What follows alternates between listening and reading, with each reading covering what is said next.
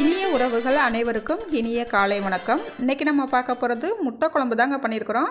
கொஞ்சம் வித்தியாசமான சுவையில் ரொம்பவே டேஸ்ட்டாக பண்ணியிருக்கேங்க. இன்றைக்கி பிறந்தநாள் மற்றும் திருமண நாள் கொண்டாடுற எல்லாருக்குமே என்னுடைய வாழ்த்துக்கள். என்னுடைய வீடியோ பார்க்குறவங்க எல்லோருமே என்னோடய சேனலை சப்ஸ்கிரைப் பண்ணால் மறந்துடாதீங்க.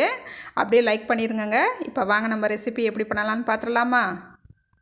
4 தக்காளி பழத்தை இந்த மாதிரி நல்லா கட் பண்ணி எடுத்துருக்கேங்க. இப்போ இந்த தக்காளி பழத்தை ஒரு ஜாருக்கு மாற்றிக்கலாம். இது கூடவே கொஞ்சமாக முந்திரி குருணை எடுத்துருக்கேங்க. நல்லா ஒரு 10 நிமிஷமாக ஊற வச்சு எடுத்துருக்கிறேன் அரைக்கிறதுக்கு. அப்போ தான் நல்லா வலுவலுன்னு அடித்து வந்துடும். உங்கள்கிட்ட முந்திரி குருணை இல்லைன்னா முழு முந்திரி பருப்பாக ஒரு 7-8 முந்திரி பருப்பு சேர்த்துக்குங்க. இப்போ தண்ணி எதுவும் சேர்க்காமல் நல்லா வலுவலுன்னு இந்த தக்காளியை நல்லா அடித்து எடுத்துக்கலாம். இப்போ ஒரு கடாய் அடுப்பில் வச்சுக்கிட்டு இதில் ஒரு 3 ஸ்பூனுக்கு எண்ணெய் விட்டுக்கலாங்க. இதில் 2 பட்டை, 2 கிராம்பு, ஒரு பிரியாணி இலை சேர்த்துக்கலாங்க. பாருங்கள், ஒரு 1/4 ஸ்பூனுக்கு பெருஞ்சீரகம் சேர்த்துக்கலாம். சேர்த்துட்டு இது கூடவே 2 பல்லாரி வெங்காயத்தை நல்லா பொடிசாக கட் பண்ணி வச்சுருக்கிறேன். இந்த மாதிரி கட் பண்ணிக்கோங்க. அப்போ தான் நம்மளுக்கு சீக்கிரமாக இந்த வெங்காயம் வெந்து வந்துடும். இப்போ நல்லா இதை அடுப்பு சிம்மில் வச்சுக்கிட்டேவும் நல்லா இந்த வெங்காயத்தை வதக்கிக்கலாம்.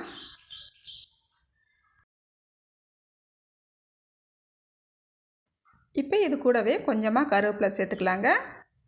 கருவேப்பிலை சேர்த்துட்டு நல்லா பொன்னிறமாக வர்ற வரைக்கும் நல்லா இந்த மாதிரி வதக்கி எடுத்துக்கலாங்க. பாருங்கள், அதுக்கப்புறம் நம்ம அடித்து வச்சுருக்கோம் இல்லையா தக்காளி, அந்த பேஸ்ட்டை இதில் சேர்த்துக்கலாம்.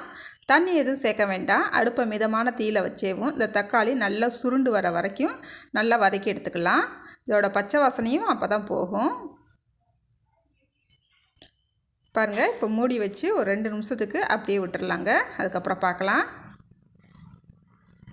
பாருங்கள், நல்ல எண்ணெயெல்லாம் பிரிஞ்சு நல்லா சுருண்டு வந்துருச்சு. இந்தளவுக்கு வந்தால் பிறகு இதில் மசாலா பொடி சேர்த்துக்கலாங்க. ஒரு 1/2 ஸ்பூனுக்கு மல்லிப்பொடி, 1/2 ஸ்பூன் வத்தப்பொடி, 1 ஸ்பூன் சீரகப்பொடி எடுத்துருக்கிறேன். இப்போ இதை சேர்த்துக்கலாம். இது கூடவே 1/4 ஸ்பூன் கரம் மசாலா சேர்த்துக்கலாங்க. 1/4 ஸ்பூன் மஞ்சள்தூள் சேர்த்துக்கலாம். இதெல்லாம் சேர்த்துட்டு மசாலாவோட பச்சை வாசனை போகிற வரைக்கும் நல்லா வதக்கி எடுத்துக்கலாங்க. பாருங்கள், நல்லா மசாலாவோட பச்சை வாசனையும் போயிடுச்சு, எண்ணெயும் நல்லா பிரிஞ்சு வந்துருச்சு. இந்தளவுக்கு வதக்கிக்கிட்டால் போதும்.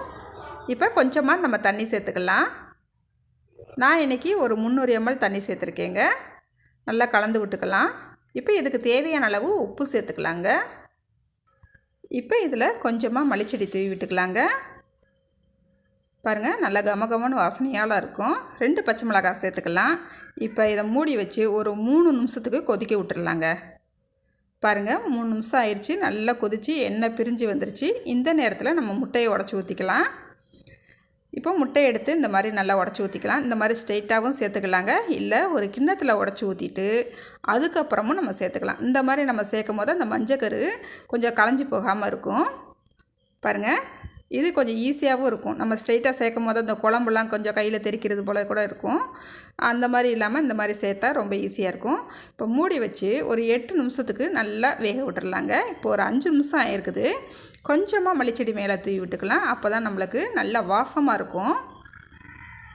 இந்த மாதிரி தூவி விட்டுட்டு மறுபடியும் ஒரு 3 நிமிஷத்துக்கு அப்படியே வேக விட்டுடலாம். இப்போ 8 நிமிஷம் ஆயிடுச்சுங்க. நம்ம குழம்ப திறந்து பார்த்துடலாம். வாவ், இங்கே பாருங்கள், எவ்வளோ எண்ணெய் எல்லாம் பிரிஞ்சு சூப்பராக கமன்னு நம்மளுக்கு முட்டை குழம்பு ரெடி ஆயிடுச்சுங்க. டேஸ்ட்டு பக்காவாக இருக்குங்க. சாதம், சப்பாத்தி, தோசைக்கெல்லாம் வச்சு சாப்பிட்டிங்கன்னா ரொம்ப ரொம்ப டேஸ்ட்டாக இருக்குங்க. இந்த வீடியோ உங்களுக்கு பிடிச்சிருந்தா லைக் பண்ணுங்கள், ஷேர் பண்ணுங்கள். அடுத்த ஒரு வீடியோவில் பார்க்கலாங்க. பாய்.